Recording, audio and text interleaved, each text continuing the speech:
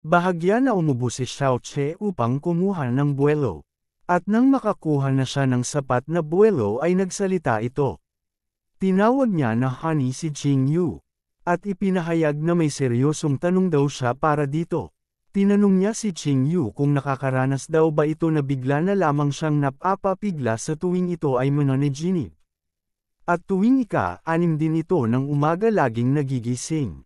At sa pagising nito sa loob ng 30 na minuto ay nakakaramdam ito ng panlalamig na tila ba ang buo nitong katawan ay nagyayelo. Dahilan upang makaramdam ito ng kirot sa bawat himaymay ng kanyang kaso-kasuan. Nagtaka naman dito si Jing Yu kaya tinanong niya si Xiao Che kung paano niya iyon nalaman. Hindi naman ito sinagot ni Xiao Che, sa halip ay nagpatuloy ito sa pagtatanong. Nahihiya ito at bahagyang may pamumula na ibinaling ang tingin sa ibang direksyon at nagtanong kung madalas din ba na ang buwan ang dalaw nito ay late ng 7 o 8 na araw. Pagkasabi niya ng mga salitang iyon ay dali-dali siyang tumakbo palayo. Na ipinagtaka naman ni Jing Yu. Si Xiao Che ay nagtago sa isang malaking puno habang nakasilip. Nagtataka na tinanong siya ni Jing Yu kung ano ang ginagawa nito. Sumilip sa mula sa puno ang ating bida at may ngiti na ipinaliwanag kay Jing Yu na natakot daw kasi siya na baka patayin siya nito matapos niya itong tanenjin ng ganoong mga bagay. Sinabi naman sa kanya ni Jing Yu na hindi niya naman daw iyon gagawin, sa halip ay baka basagin lang nito ang kanyang binti. Sinabihan naman siya ni Xiao Che na wag naman daw itong magbiro sa kanya ng may seryosong ekspresyon. Isa pa ay nakita niya kung papaanong kakatapos lang nito golpihin si Yulong at talagang kaawa-awa ang sinapit nun.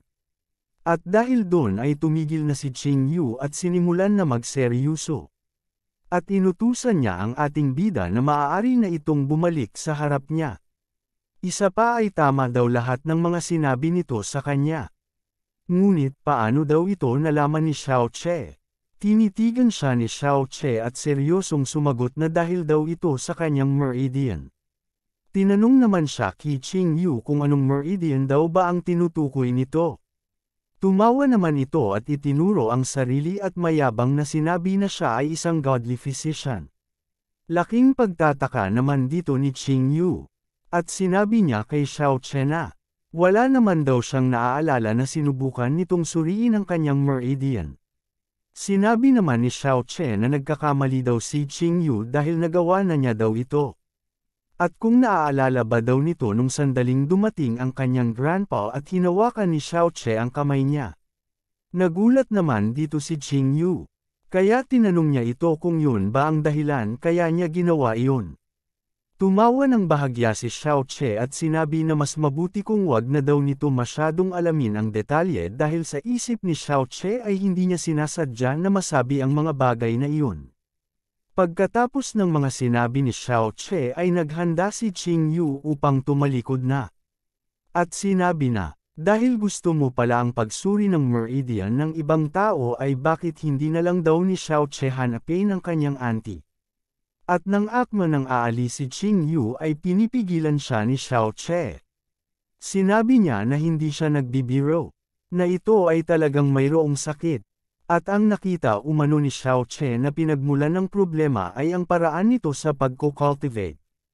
Na tinatawag na frozen cloud technique, at makikita sa reaksyon ni Jing Yu na hindi niya nagustuhan ang mga tinura ni Xiao Che.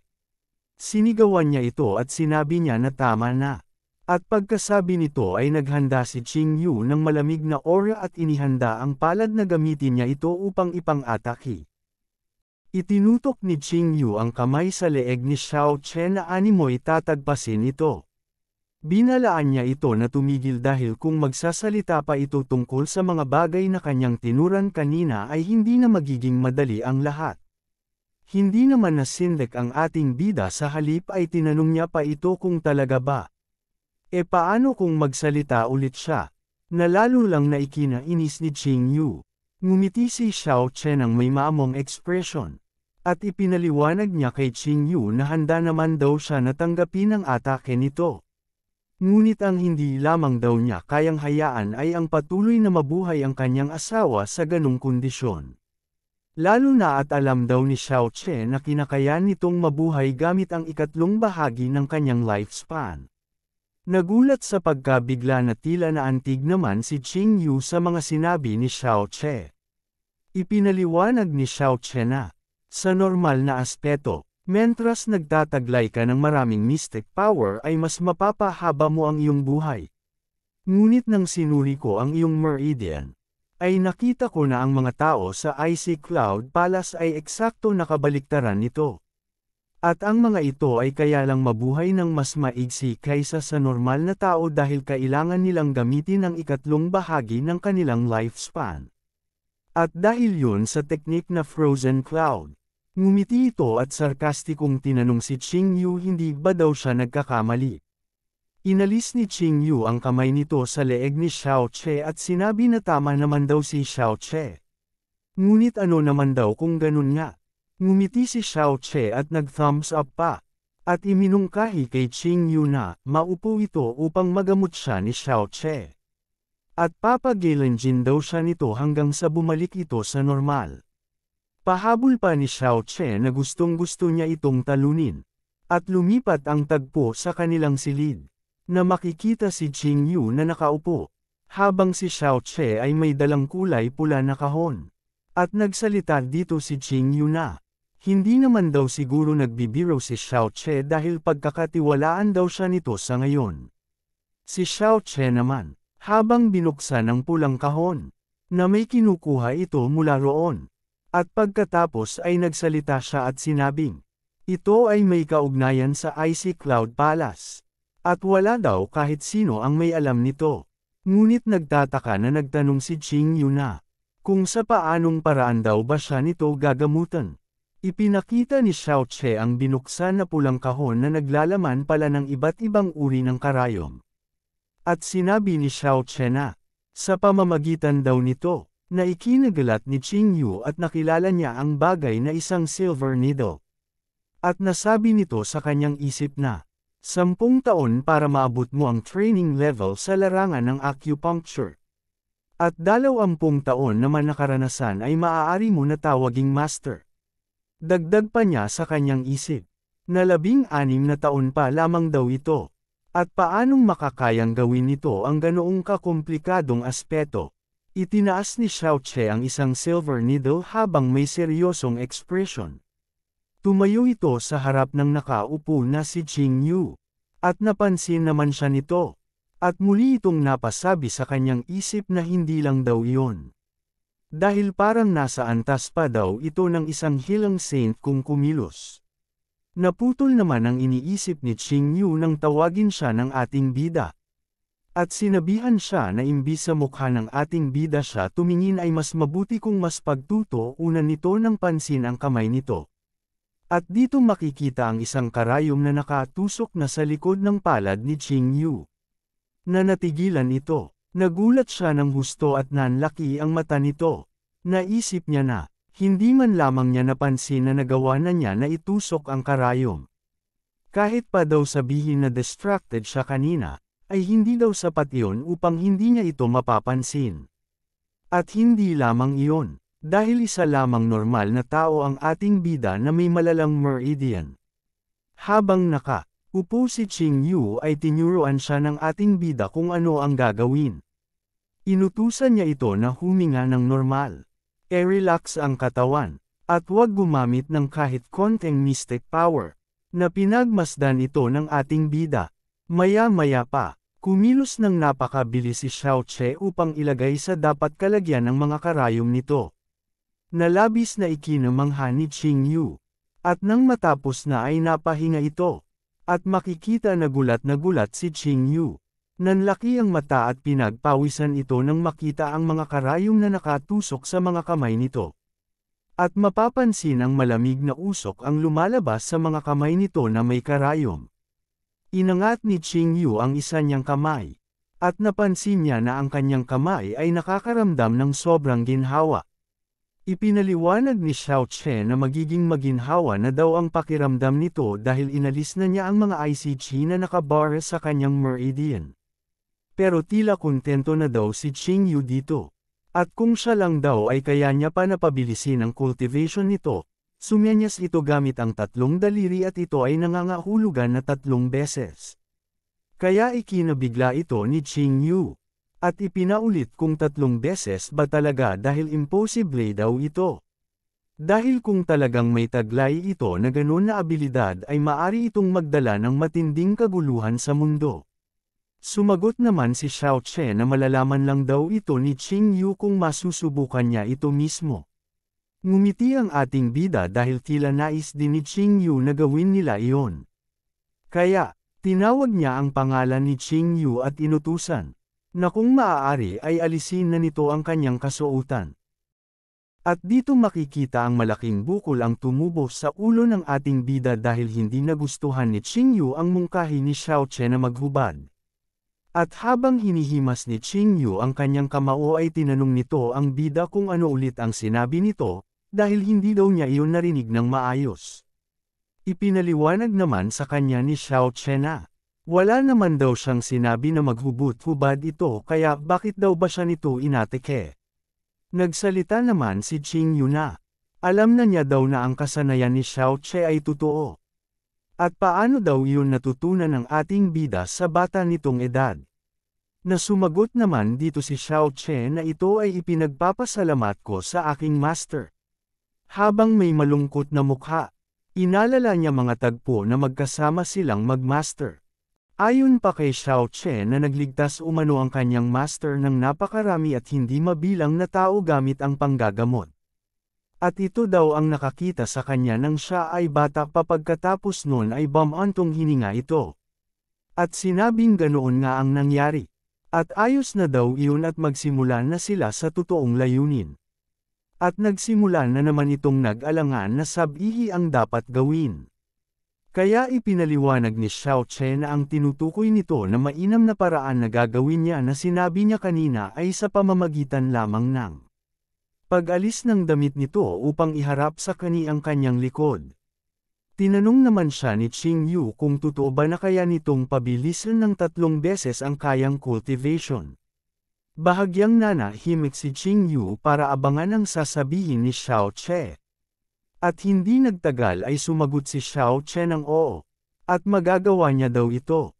At sa isip ni Xiao Che na ang pinakamahigpit na batas sa mundong ito ay ang hindi pagtanggi sa ganitong mga sitwasyon. At hindi rin nagtagal ay sumang-ayon na nga si Qing Yu at iniharap ang kanyang likod kay Xiao Che at sinabing, nais ko rin na makita ang sinasabi mong hilang teknik. Kaya, sinimulan ni Xiao Che na pamwesto sa likuran ni Qing Yu upang magsimula. Ngunit lumipas na ang 2 oras ay tila wala naman na nangyayari. At dahil ito sa hanggang ngayon ay hindi peren inaalis ni Qing Yu ang kanyang damit. Kaya nagsalita na si Qing Yu at namumula ang mukha na nagtanong kung kailangan ba talaga na gawin niya iyon.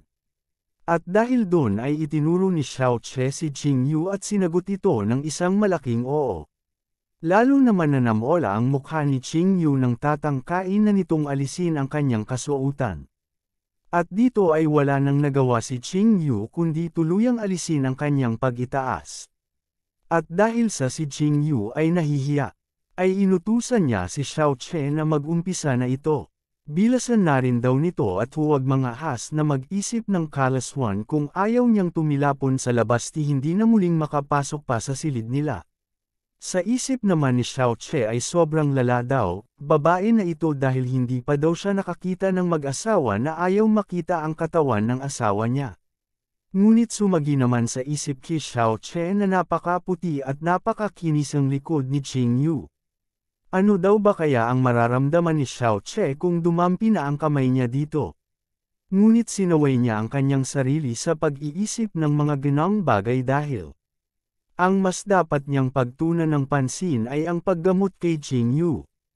At nang matapos na sita sa kanyang mga iniisip ay idinilat na nito ang kanyang mga mata kasabay nito ay ang pagkuha nito ng karayom sa lalagyan na nilagyan niya ito ng sariling aura. Pagkatapos ay sinimulan nito itong itusok sa likod ni Qing Yu, kung saan makikita ang mabilis na pagkilos ng kamay ng ating bida. Na maraming ulit na dumampot at nagtusok ito ng karayom sa likod ni Qing Yu. At makikita si Qingyu na namumula ang mukha habang nakapikit ang mga mata. Dahil sa isip niya, na ang tanging nararamdaman niya lamang daw ay ang mga karayom na tumutusok sa likod niya. At kahit pa daw na si Xiao Che ay may pagkamanyakol magsalita ay hindi naman ito mapagsamantala. Dahil ni hindi man lang siya nito hinawakan habang nakalantad ang kanyang katawan, na nagpapatunay na isa rin itong Majinu. At habang nakatutok ang focus ni Xiao Che sa paggamot ay marami naman ang tumatakbo sa isip ni Qing kagaya na lang ng pagiging manyakol ng ating bida na nais na makaisa sa kanya. Pumasok din sa isip nito ang pagiging isang dakilang manggagamot na walang ibang mahalaga kundi ang makapagligtas ng buhay. At sumagi din sa isip ni Qingyu na baka nagpapanggap lamang daw ang ating bida na isang manyakol upang makapagbalat kayo at ang totoo ay ayaw lamang nitong makakuha ng sobrang atensyon. Ngunit makikita si likod nito ang ating bida na pawis na pawis. Ngunit sandali na huminto si Xiao Che dahil ang susunod na hakbang ay kailangan niyang gumamit ng mystic power upang makapagpatuloy.